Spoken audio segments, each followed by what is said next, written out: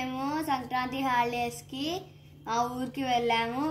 వస్తూ మేము చెరుకులు, రేగిపళ్ళు, శనగ బుడ్డలు, కంది బుడ్డలు తెచ్చుకున్నాం.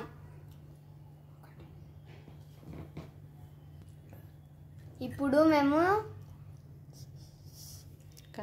కంది బుడ్డలు ఉడకబెట్టుకొని తింటున్నాం.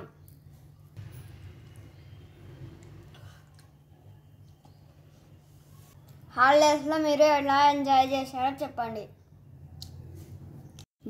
భోగి రోజు ఉదయాన్నే లేచి భోగి మంట వేసుకున్నాము.